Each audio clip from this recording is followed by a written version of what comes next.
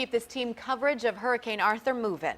And we're taking it now to our Andy Fox. He's live in Pamlico Sound, just north of Buxton on Hatteras Island. And the order came down to evacuate at 5 this morning. Yeah, so Andy, does it seem like folks are actually following the evacuation order?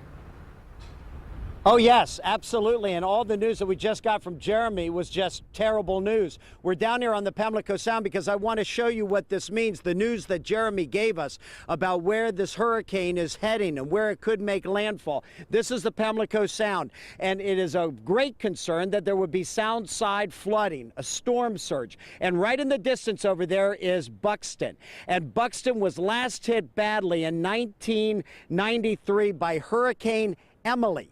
And it did tremendous damage here. And there is great concern that Arthur could be as bad or worse than Emily. As we're coming down the island here, you then have Frisco over here. They're concerned as well. And then down as we come down into the distance here, that is Hatteras. Hatteras to the right. All of this, great concern because you're going to have, as the hurricane is passing, the northeasterly winds, and then on the backside, the northwesterly winds, and that's going to cause massive flooding, storm surge here on the Pamlico Sound. We found one guy, he's kind of tracked hurricanes through the years.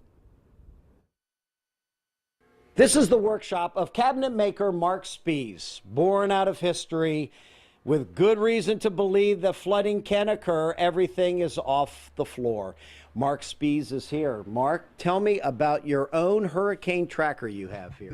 This used to be a laundromat, and through the years we have tracked the different storms. You can see in 1976 right here, and 2 years ago, Sandy, Alex, Gloria, Irene, all the way back into the early hundreds. A lot of them are not here because we never marked them earlier that era.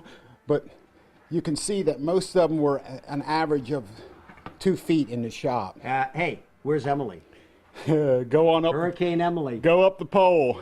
Oh my gosh. Emily was about 70 inches in here. Tell me about Emily and your fears that this could rival Emily. Are you worried about that? Yeah, because if it does, all my shop is history. It's gone. I mean, all the tools that are here would be, I'd lose everything I got. And it's so hard to get with a building on the ground insurance nowadays.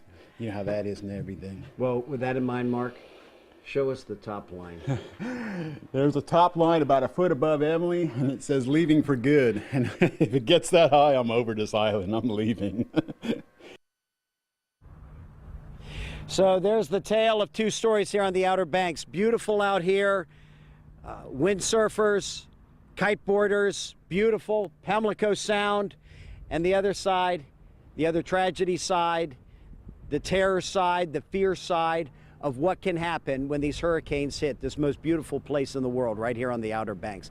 That's the concern. Guys, people are really concerned about Hurricane Arthur.